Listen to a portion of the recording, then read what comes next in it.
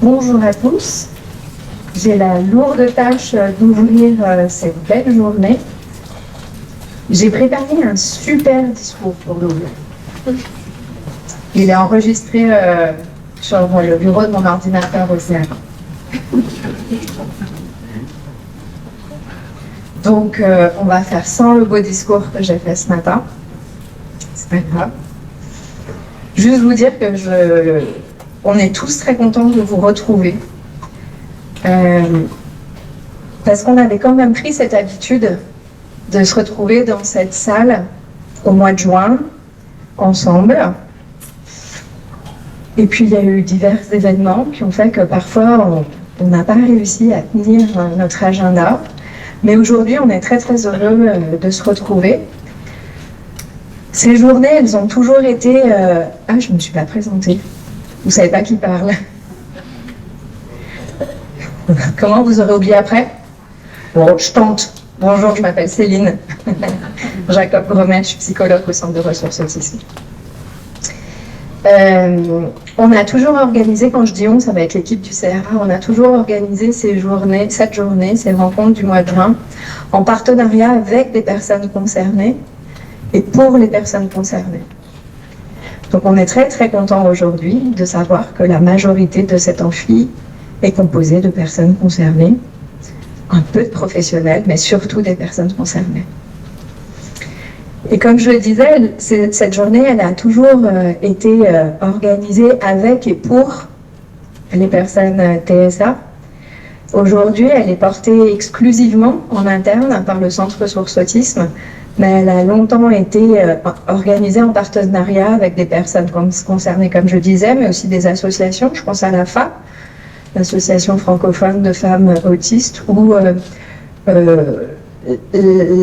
l'association qui s'appelle Rencontre Autisme Rhône-Alpes-Auvergne, RA. Donc aujourd'hui, on l'organise nous, mais on est toujours très contents d'avoir à nos côtés nos partenaires historiques. Et je pense notamment à Marie Rabatel, qui nous interviendra tout à l'heure, et à Joseph Chovanec, qui interviendra aussi. La thématique qui a été choisie est une thématique dense. Améliorer la... Ah non, avant que je parte là-dessus, deux choses. Il y a la salle 1 et 5 qui sont ouvertes et qui sont disponibles pour les personnes qui souhaiteraient avoir un espace au calme, tranquille. Donc n'hésitez pas à aller les utiliser. Je ne sais pas s'il est possible d'éteindre les lumières. Si c'est, mais pour la captation vidéo, c'est OK?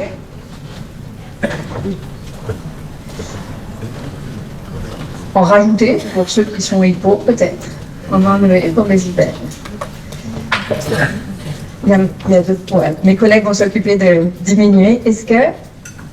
Alors, on est désolé par rapport au bruit de la ventilation de la nature, mais on ne peut pas trop agir. Mais si vous avez d'autres options d'aménagement à nous proposer, on est bien évidemment disponible pour les mettre en œuvre.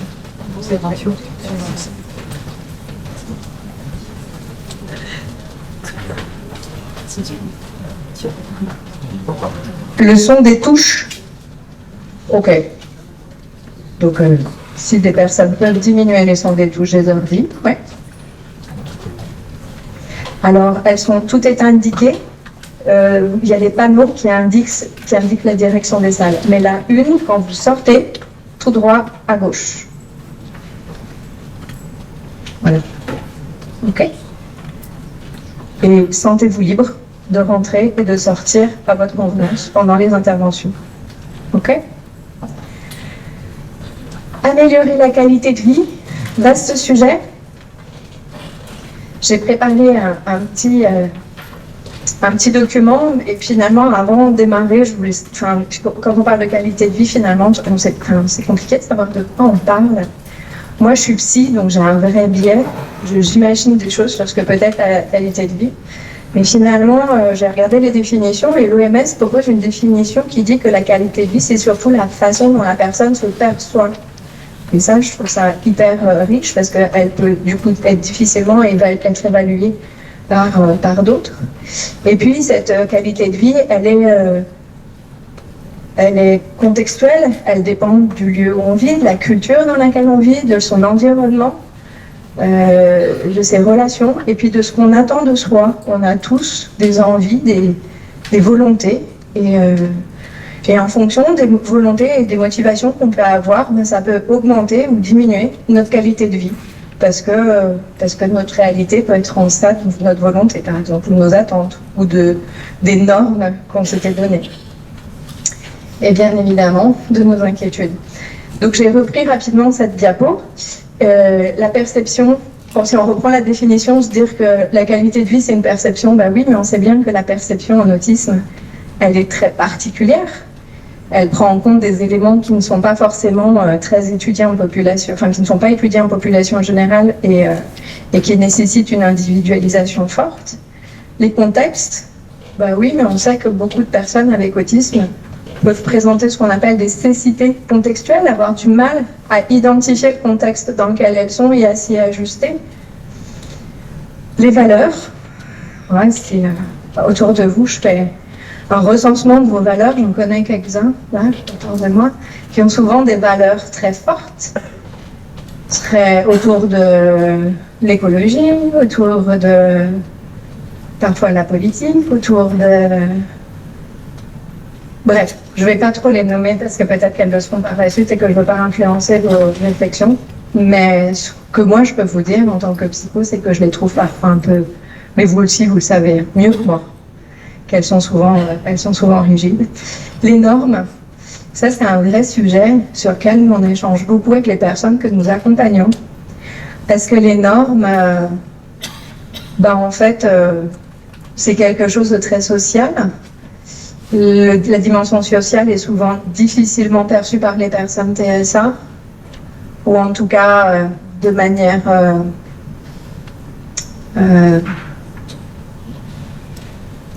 très globale et pas très fluide.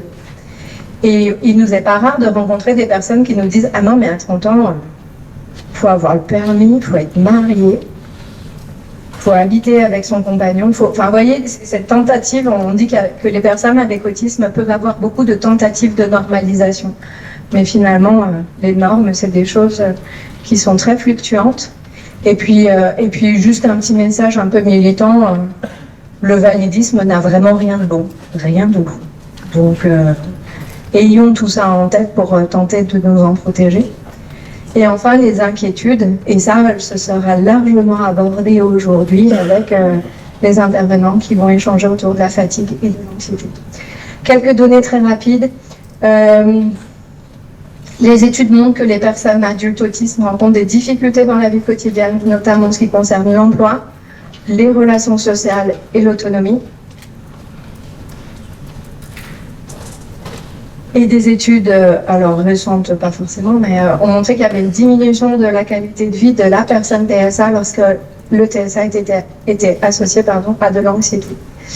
Et donc finalement, non, je finis mes petites études, une autre méta-analyse, j'essaye d'aller très vite, montre que 18% des adultes autistes ont un bon résultat de qualité de vie, 28 moyens, et le reste, donc à peu près la moitié de la population adulte TSA, présente une qualité de vie altérée, très altérée. Ça, c'est des résultats qui datent de 2021. Finalement, ce qui améliore la qualité de vie, on aura l'occasion, j'espère, d'en échanger, parce que ce qui la détériore, vous le savez certainement mieux que moi. Et ce qui va être intéressant, c'est aussi de savoir sur quoi on peut agir pour que vous puissiez... vous ou les personnes qui vous accompagnent reprendre de la maîtrise, ça va être sur le soutien social avec la présence d'un environnement compréhensif, des interventions psychosociales adaptées. N'hésitez pas à aller chercher de l'information fiable. On a notre Zorro de l'information, Paul Bélouchat, qui n'est pas là, qui peut tout à fait vous renseigner sur les approches qui sont recommandées en autisme, parce qu'on sait quelles sont les approches qui fonctionnent et celles qui ne fonctionnent pas. Développer les compétences dans la vie quotidienne, l'autonomie, autrement dit, adapter votre environnement et avoir un accès à de l'information fiable. J'ai terminé pour cette introduction en mode flash éclair. Et j'aurai la chance de reprendre le micro tout à l'heure pour vous parler de l'amélioration de la qualité de vie via les interactions sociales.